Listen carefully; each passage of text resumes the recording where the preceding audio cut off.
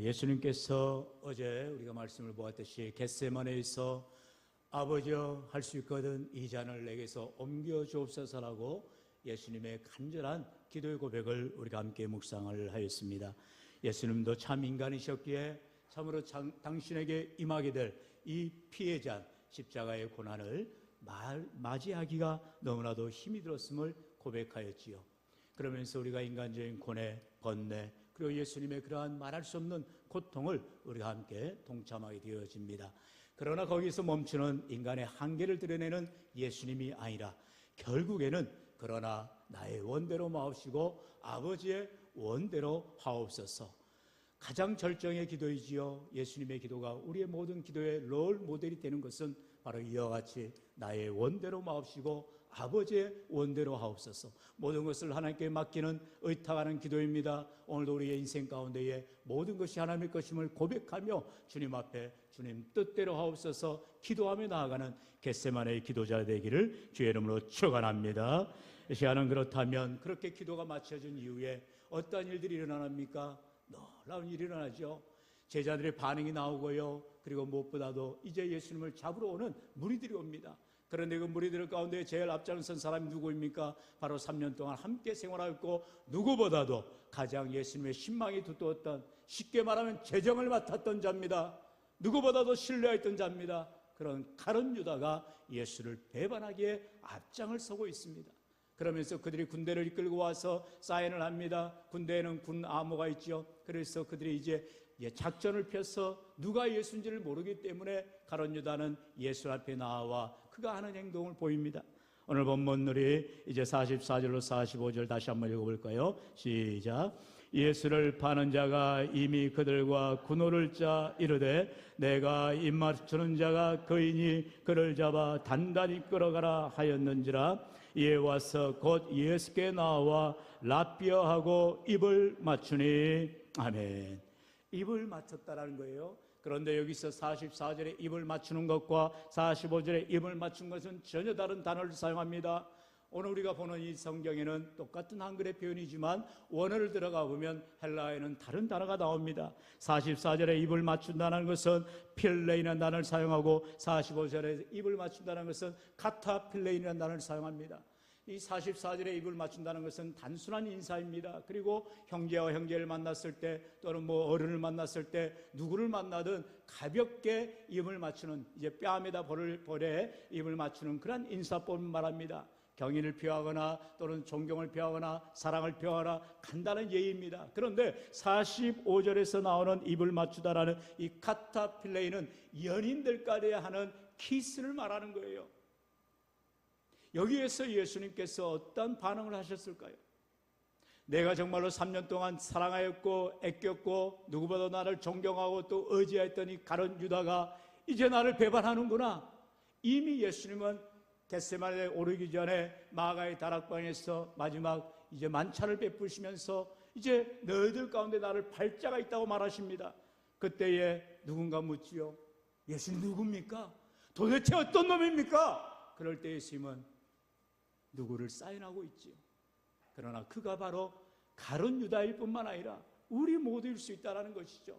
누구라도 나의 이익이 된 것 앞에서 예수는커녕 누구라도 팔아버리는 그런 어리석은 인간의 모습을 적나라하게 오늘 보여주고 있는 거예요. 적어도 가룟 유다가 양심이 있었다면 44절의 필레인의 표현처럼 간단하게 입을 맞추면 되잖아요. 그리고 자기는 빠지면 돼요. 나는 예수님을 팔아치웠지만 도저히 예수님을 팔아볼 수 없다라고 말해야 될 거 아니에요? 근데 철면피입니다. 얼굴에 철판을 깔았죠. 예수님! 하면서 달려와서 입을 쪽쪽 입 맞추고 있는 거예요.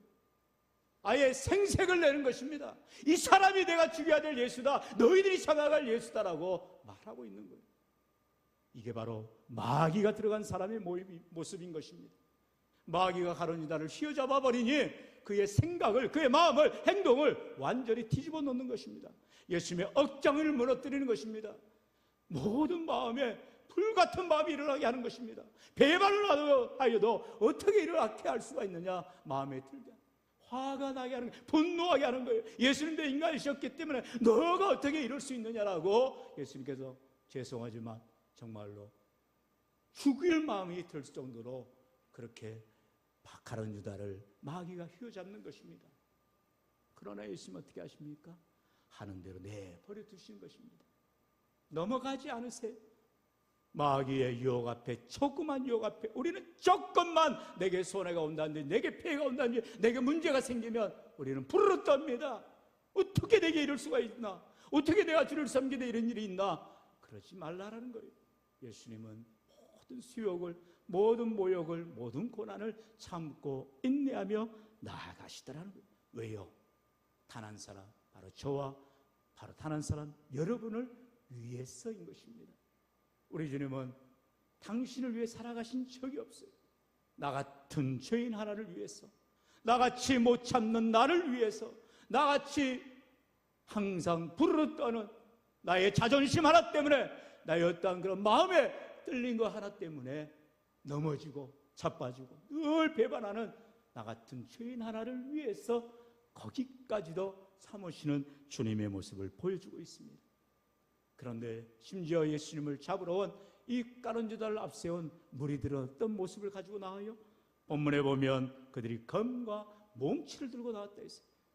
무슨 도적을 잡으러 오는 것입니까? 강도를 잡으러 오신 것입니까? 강도를 잡으러 오는 것입니까? 예수님이 누구신데요? 그런데 예수님은 그 모든 무리들의 그러한 억압을 끝까지 참고 참으시는 것을 봅니다. 왜요? 성경을 이루려 함이라 49절에 말씀하는 것을 봅니다.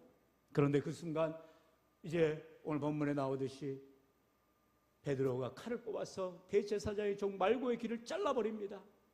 참지를 못하는 거죠. 아니, 이 베드로는 적어도 어린애 있잖아요. 가룟 유다는 배반하였지만 베드로는 적어도 행동을 해라도 보이는 것입니다. 적어도 내가 뭐라도 해야 되지 않겠나 생각해서 베드로는 말고의 귀를 잘라버린 것이에요. 그러자 이제 예수님이 이 겟세마네에서 세 단어의 말씀을 하십니다. 첫 번째 말씀은 바로 요한복음 18장 11절, 예수께서 베드로더러 이르시되 칼을 칼집에 꽂으라. 아버지께서 주신 잔을 내가 마시지 아니하겠느냐 하시고, 예수님은 베드로의 그 의리를 인정하셨지만 칼을 칼집에 다시 꽂으라는 거예요. 나는 아버지께서 주신 잔을 마셔야 되겠다라는 것입니다. 예수님은 지금 천군들을, 천사들을 동원하실 수 있는 능력이 있으십니다. 성경 어디에가 나오지요? 내가 12군단을 끌어올 수 없겠느냐. 그러나 주님은 그것도 마다하지 않으셨어요. 그것도 하지 아니하셨어요. 왜요? 능력이 없으신 예수님이 아니죠. 참으시는 예수님이 그것입니다. 힘이 있지만, 여러분 우리 주위에 보면은 이렇게 유단자들이랄지 운동을 오래 한 분들을 보면요, 전혀 움직이지 않아요. 조그만 것에 뭐 시비를 건다든지 뭐 이렇게 공격한다든지 그렇지, 그냥 맞고 말지 그걸 대항하지 않아요. 왜냐하면 잘못하다가 갖다가 살인 사건이거든요. 잘못하면 그 사람 죽거든요. 예수님은 능력이 무한하신 예수님, 천군 천사들 12군단을 동원하실 수 있음에도 불구하고, 말씀 한마디로 천지를 개벽하실 수 있는 주님이심에도 불구하고 예수님 끝까지 참으시는 모습을 보여주고 있습니다. 칼과 폭력, 그런 모습은 절대로 주님의 일을 이룰 수가 없다라는 거예요. 교회도 마찬가지죠. 돈 가지고 일을 한다고요? 힘 가지고 일을 한다고요? 여러분의 능력 가지고 일을 한다고요? 아니죠. 하나님이 일하시는 것입니다. 믿으시면 아멘. 저와 여러분을 통하여서 하나님은 나 같은 자를 사용하시고 쓰시는 하나님을 우리는 기뻐 섬겨야 되는 것입니다. 나같이 무지렁한 자를, 나같이 연약한 자를, 나같이 못난 자를 사용하시는 그 하나님의 손길에 우리는 감사할 뿐인 거예요. 그럴 때에 하나님이 귀하게 사용하여 주시는 것입니다. 그리고 예수님 세 번째 말씀을 하시지요. 누가복음 22장 51절의 말씀 같이 읽어볼까요? 시작. 예수께서 일러 이르시되 이것까지 참으라 하시고 거기를 만져 낫게 하시더라. 우리 주님은 이것까지 참으라라고 말씀하시는 것입니다. 그러면서 이제 말고의 길을 낫게 하시는 것입니다. 예수님 굳이 베드로가 대제사의 종 말교의 길을 잘라버렸을 때 내버려둘 수도 있어요. 아무 상관하지 않아도 됩니다. 그러나 이 베드로의 연약함을 인정하시면서 칼을 다시 집어 꽂으라 하면서 칼을 쓰는 자는 칼로 망한다. 그러니 너는 그러지 말아라 말씀하시면서 이것까지 참으라 말씀하시는 주님의 음성을 우리가 대하게 되어지는 것입니다. 예수님께서 겟세마네에서 일어났던 일들을 통하여서 우리 하나님 오늘도 우리에게 주시는 말씀이 있습니다. 이것까지 참으라라는 것입니다. 이것까지가 무엇입니까? 우리가 끝까지 참으라라는 거예요.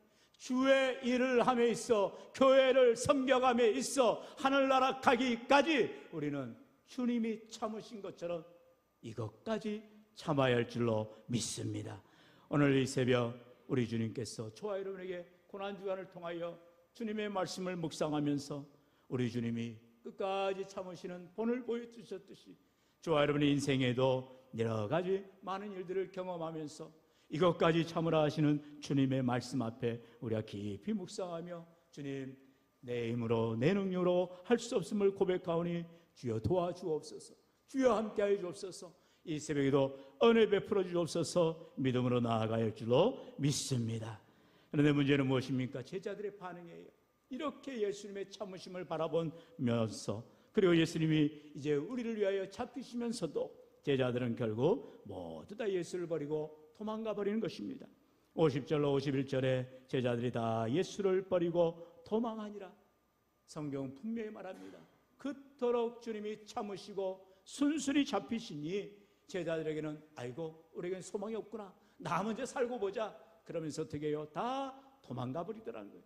여러분 우리가 기억해야 될 것은 이 공간복음에 나오는 제자들의 모습, 심지어 예수님이 십자가에 죽으시고 부활하실 때까지도, 부활하신 이후에 제자들이 나타나실 때까지도, 3번이나 나타나실 때까지도, 심지어 엠마 마을로 가는 제자들에게 동행하시는 주님의 모습이 나타나심에도 불구하고 또한 디베라 호숫가에서 다시 예수님이 고기나 잡고 있는 이 실망한 실패한 좌절한 제자들에게 또다시 나타나셔서 심지어 베드로에게 네가 나를 사랑하느냐 3번이나 물으시면서 다시금 사명을 확인하시는 주님 앞에 베드로를 비롯한 모든 제자들은 철저히 실패자가 됩니다. 왜요? 그들은 성령을 받지 못하였기 때문에 그래요. 오늘도 우리의 삶 가운데에 성령을 받아야, 성령의 충만을 받아야 내 안에 성령이 역사해 주시고 나를 새롭게 변화시켜 주시고 주님의 종으로, 주님의 사명자들로, 주님의 귀한 일꾼들로 세워져 가게 되어지는 것입니다. 여러분 베드로가 어떻게 했다고요? 예수님이 잡히실 때 적어도 파는, 예수님을 팔았던 가룟 유다는 되지 않았어요. 그리고 뭔가 행동을 취했죠. 그러나 그것은 결국 예수님이 기뻐하신 일이 아니었어요. 그리고 심지어 제자들은 다 예수를 버리고 도망하기까지 합니다. 어느 누구도 예수를 위하여서 목숨을 거는 사람이 없어요. 나서는 사람이 없어요. 그가 대신하여 예수님을 십자가를 질 때에 내가 지겠다는 한 사람도 없어요. 따라간 사람은 있을지 몰라도 멀리서 바라보기만 합니다. 여러분, 저와 여러분은 이와 같이 아무짝에도 쓸모없는 연약한 인생들이라는 거예요. 예수님이 십자가 진다고 할 때는 어느 누구도 앞장서지도 않고 도와주지도 않고 따라가지도 않아요.